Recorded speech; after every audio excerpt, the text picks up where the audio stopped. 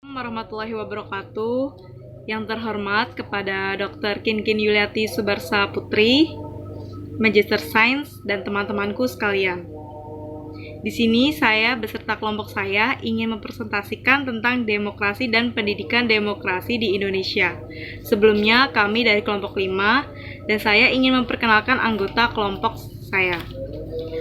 Yang pertama ada Adrian Muhammad Firmansyah Bogar dengan NIM 15136260062. Yang kedua dengan Aldi Ramadhani Katim dengan NIM 15136260057. Dan yang ketiga ada Nanang Hernando dengan NIM 15136260055. Dan saya sendiri Azela Felda Arafi dengan NIM 15136260063. Dan yang terakhir ada Hafiz Sunan Salim dengan NIM 15136260006. Dahuluan. Pendidikan kewarganegaraan pada hakikatnya ingin membekali siswa dengan kompetensi agar siap menjadi warga negara yang cerdas dan baik. Warga negara yang ideal itu ditujukan pada kecerdasan sebagai warga negara civic intelligent, tanggung jawab sebagai warga negara civic responsibility, dan partisipasi sebagai warga negara civic.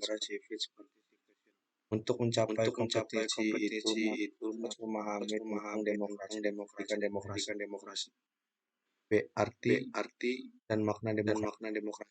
Istilah demokrasi lahir 2500 tahun yang lalu di Yunani. Menurut Robert dalam bukunya Perihal Demokrasi. Demokrasi adalah salah satu istilah global yang sangat populer dan berpengaruh dalam pencahayaan akademik dan praktik politik. Istilah demokrasi lahir di Yunani kira-kira 2500 tahun yang lalu oleh orang Athena, negara kota yang terkenal di Yunani.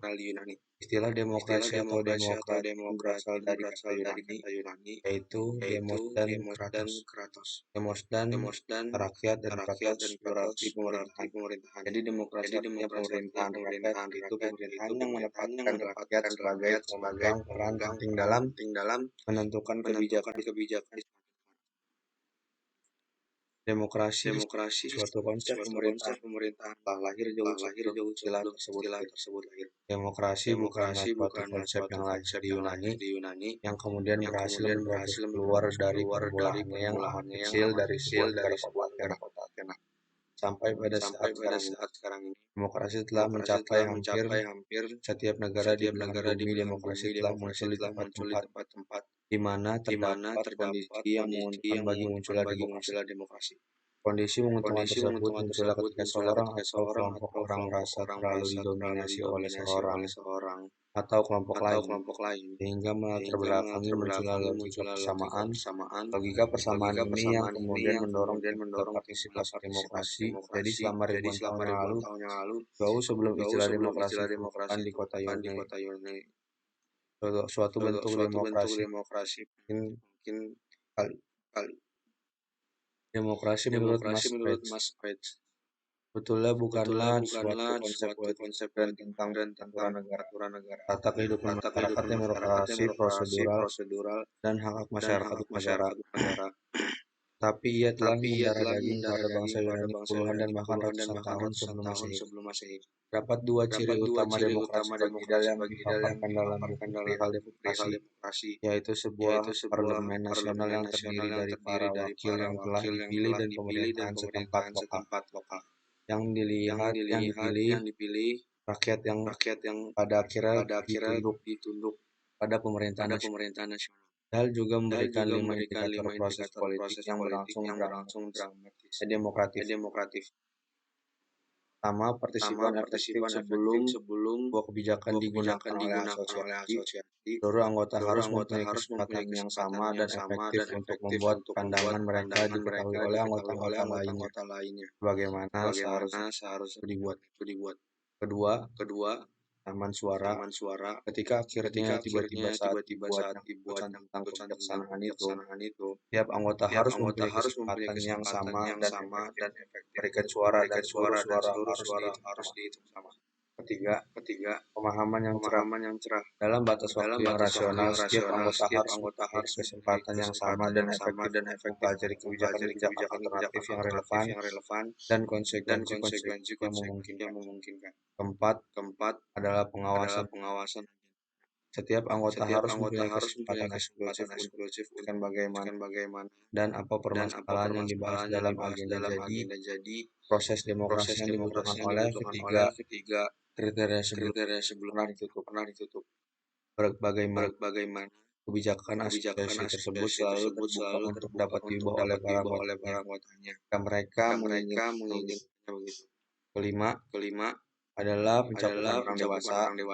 Semua atau paling tidak sebagian besar orang dewasa yang menjadikan penduduk tentang seharusnya memiliki hak warga negaraan penuh yang ditanggungjawabkan oleh empat kriteria sebelumnya. Menurut literatur yang mainstream, arus utama.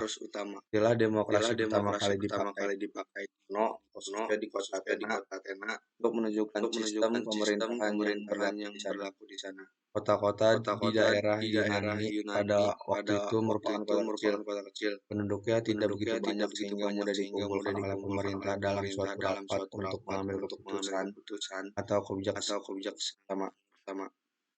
Dalam rapat itu diambil keputusan bersama-sama mengenai garis-garis besar kebijaksanaan pemerintahan yang akan dilaksanakan dan segala permasalahan mengenai masyarakat. Konsep rakyat itu secara langsung dalam pemerintahan disebut demokrasi langsung. Demokrasi langsung di Indonesia dapat dilihat di dalam pemerintahan kepala desa atau lurah langsung oleh rakyat desa itu sendiri. Pemilihan kepala desa itu dilakukan secara sederhana sekali. Para calon menggunakan tanda gambar hasil pertanian seperti padi atau pisang. Rakyat memberikan suara kepada calon masing-masing yang dipilih dengan memasukkan emas ke dalam tabung bambu memiliki calon dipilih. Calon yang memiliki lidah yang terpilih menjadi kepala desa. Bagi negara-negara besar yang penduduknya berjuta-jutaan dengan tempat tinggal yang bertebaran di beberapa daerah atau pulau.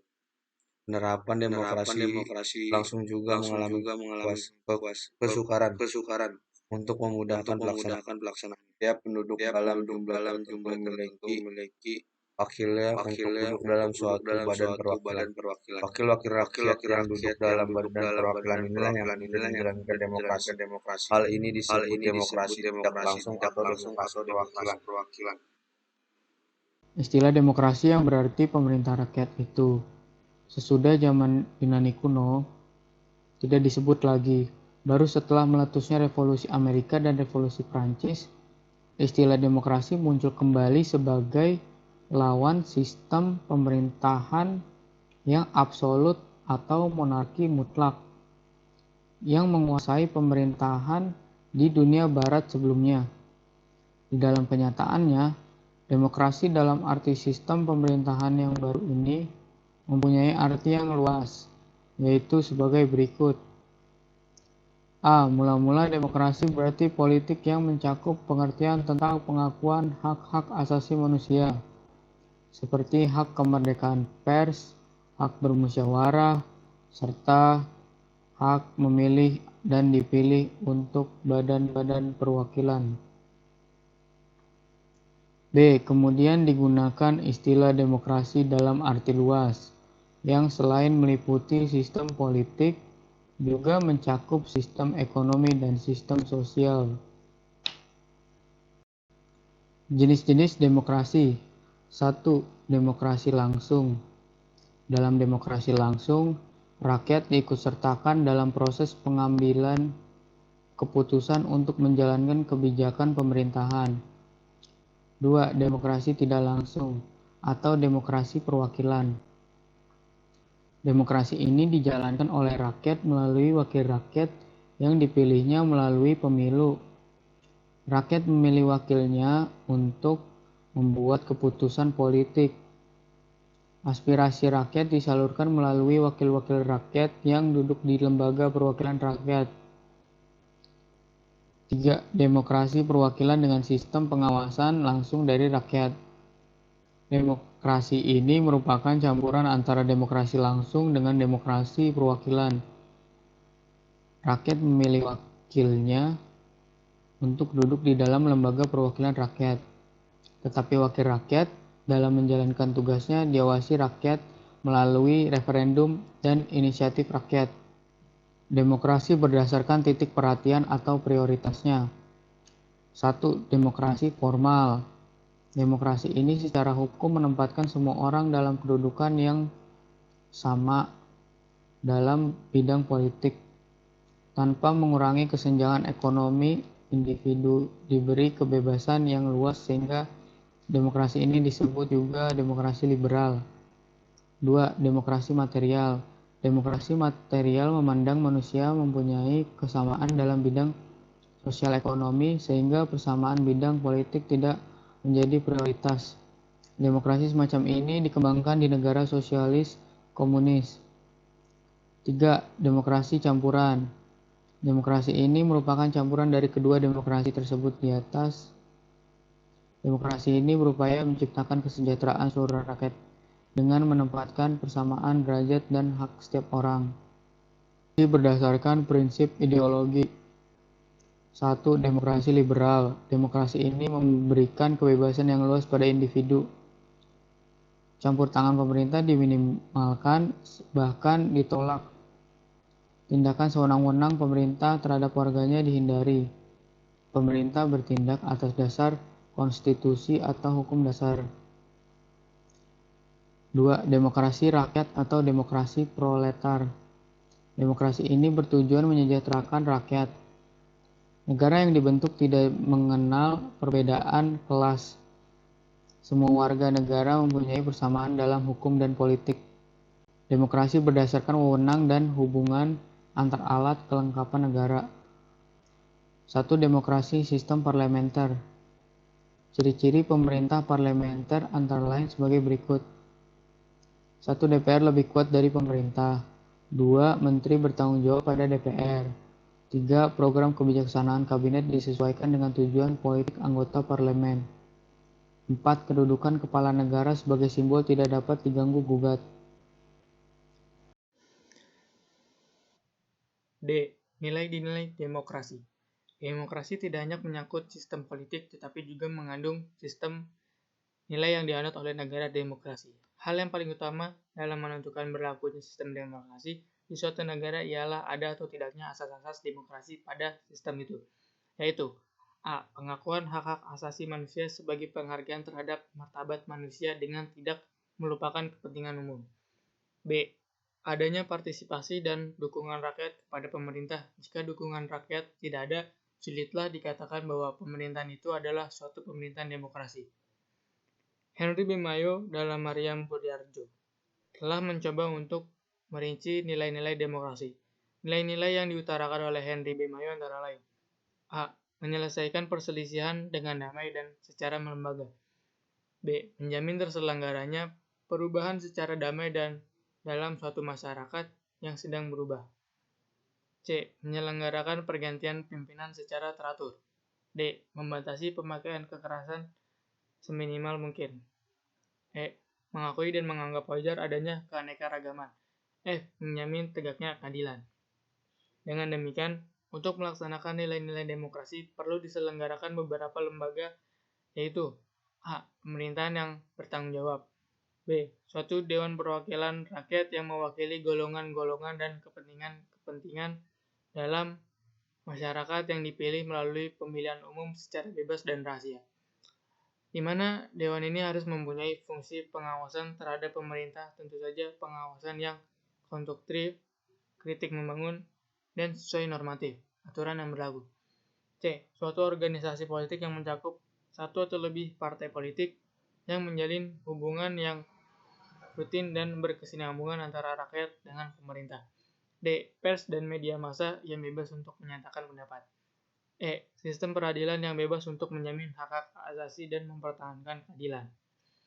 Dalam konteks Indonesia, sila keempat Pancasila mengajarkan bahwa Demokrasi republik kini berlandaskan pada pemufakatan yang dipimpin oleh hikmat kebijaksanaan. Artinya, melalui deliberasi publik, maka mufakat dan konsensus dapat tercapai. Oleh karena itu, kebijaksanaan masyarakat syarat mutlak bagi pencapaian mufakat. Warga negara dalam demokrasi Indonesia bukanlah subjek yang berkeras dengan preferensinya masing-masing, dan malas untuk mengendalikan egoisme politiknya. Warga negara adalah mereka yang dipimpin oleh hikmat kebijaksanaan demi permufakatan. Demokrasi Pancasila menjamin hak-hak asasi warga negara, namun dalam rangka.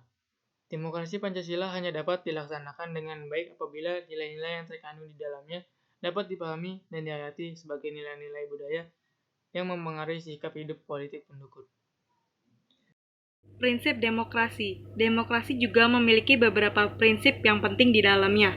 Beberapa prinsip sistem demokrasi yang ada. Adanya suatu kebebasan yang telah disepakati, diakui, serta disetujui oleh setiap negara. Adanya keikutsertaan dari masing-masing warga negara di dalam melaksanakan dan juga menentukan suatu keputusan yang sifatnya politik. Adanya kesetaraan dan keadilan untuk tiap warga negara. Tiap warga negara mempunyai kesamaan dan juga kesetaraan di dalam praktik politik. G. Kelebihan demokrasi. Demokrasi ternyata tidak hanya memiliki kelebihan serta keunggulan, namun juga kekurangan. Sehingga setiap orang harus memahami apa saja keuntungan dan kekurangan ketika sistem demokrasi diterapkan di sebuah negara atau institusi tertentu.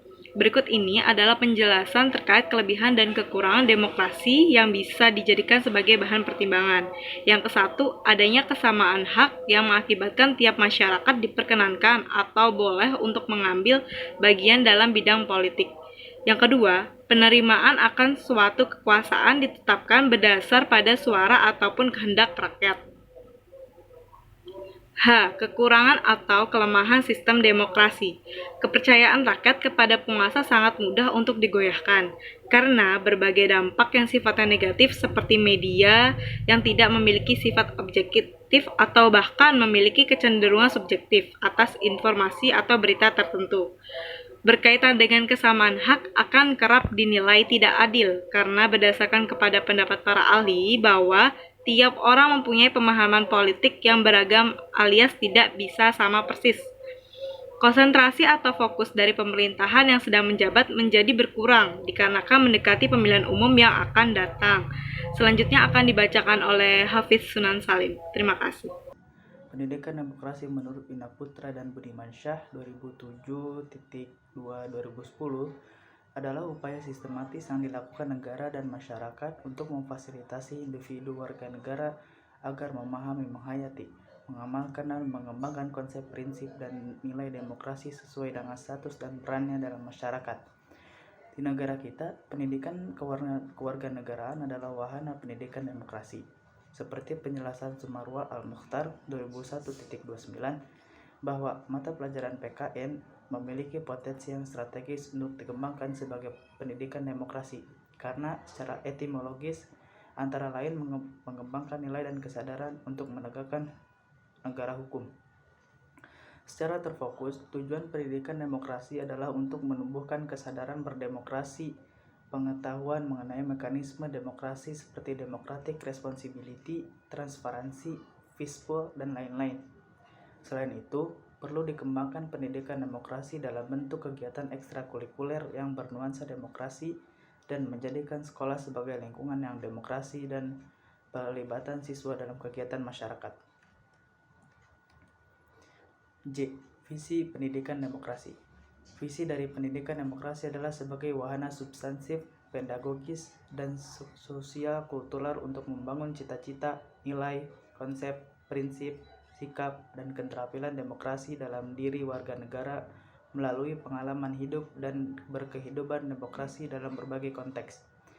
Dengan wawasan dan pengalamannya itu, baik secara sendiri-sendiri maupun bersama-sama, warga negara mampu memberikan kontribusi yang bermakna bagi peningkatan kualitas demokrasi dalam bermasyarakat, berbangsa, dan bernegara Indonesia. Inilah makna dari learning demokrasi, through demokrasi, and for democracy. Winartra Putra 2001. Misi dari model ini adalah mendidik para siswa agar mampu untuk menganalisis berbagai dimensi kebijakan publik dengan kapasitasnya sebagai young citizen atau warga negara muda yang mencoba memberi masukan terhadap kebijakan publik di lingkungannya. Hasil yang diharapkan adalah kualitas warga negara yang cerdas, kreatif, partisipatif, prospektif, dan bertanggung jawab. Bab 2. Hubungan materi dengan kasus. Sulit dinafikan bahwa kompetisi dan konsentrasi dalam pilpres melalui kampanye diwarnai oleh kegaduhan yang terjadi di media sosial. Emosi masyarakat tak jarang ikut terlibat dan mengundang keprihatinan tersendiri karena tidak sedikit diantaranya yang akhirnya harus berurusan dengan hukum. Menko Polhukam Wiranto misalnya menyebut bahwa sepanjang tahun 2018 ada 53 kasus hoax. Selain persoalan kasus hoax dan ujaran kebencian, isu politisasi agama dalam Pilpres 2019 menjadi salah satu hal yang paling menonjol dalam masa kampanye. Akibat dari pertemuan kerusuhan 21 sampai 22 Mei 2019 seperti A. Penjarahan dan kerusakan para demonstran 21 sampai 22 Mei 2019. Ternyata tak hanya melakukan unjuk rasa biasa, namun mereka juga melakukan penjarahan warung-warung di Jakarta Pusat. Tak hanya penjarahan, massa juga melakukan perusakan fasilitas politis penting dan juga mengganggu ketertiban umum, seperti mesin ATM yang dihancurkan dan pos polisi yang dibakar. Korban tewas dan luka-luka tak dipungkiri bahwa demo yang dilakukan dengan anarkis dan brutal yang berujung pada kerusuhan akan menimbulkan korban. Selain menimbulkan korban, juga menimbulkan luka korban jiwa. Saat konferensi pers di Media Center Kemenko Polhukam Jakarta Pusat 11 Juni 2019, Kepala Divisi Humas Polri Inspektur Jenderal M. Iqbal menyebutkan bahwa jumlah korban jiwa akibat 21 sampai 22 Mei 2019 sebanyak 9 orang. Ke-9 korban tersebut adalah perusuh terduga. Masa terorganisir demo pada tanggal 21-22 Mei 2019 terdapat keganjalan. Aksi rusuh yang terjadi pada Selasa malam 21 Mei 2019 di depan gedung Bawaslu dan Rabu dini hari 22 Mei 2019 di Petamburan yang menyerang asrama Brimob dan Tanah Abang, Jakarta Pusat. Dari kejadian tersebut, Menko Polhukam Wiranto mengatakan bahwa seperti sudah ada skenario penataan yang dibuat untuk mengarahkan massa agar mereka bertindak anarkis dan brutal. Bab 3. Kesimpulan. Demokrasi adalah suatu sistem pemerintahan di mana rakyat diikutsertakan dalam pemerintahan negara serta sebagai penentu keputusan kebijakan tertinggi dalam penyelenggaraan negara dan pemerintahan serta sebagai pengontrol terhadap pelaksanaannya, baik secara langsung oleh rakyat atau melalui lembaga perwakilan. Prinsip-prinsip demokrasi yaitu kebebasan, persamaan, solidaritas, dan toleransi. Berdasarkan peristiwa demo yang berujung pada kerusuhan tanggal 21 sampai 22 Mei 2019, pasca pengumuman hasil Pilpres 2019, dapat kita ambil pelajaran bahwa kita sebagai manusia seharusnya memahami sejauh manusia secara mendalam. Tak hanya sekadar menyadari diri pribadi sebagai makhluk Tuhan, namun juga kehidupan bersama sesamanya, misalnya dalam kehidupan bernegara, seperti kegiatan demo atau unjuk rasa. Sekian dari kelompok kami. Mohon maaf bila ada salah kata. Wassalamualaikum warahmatullahi wabarakatuh.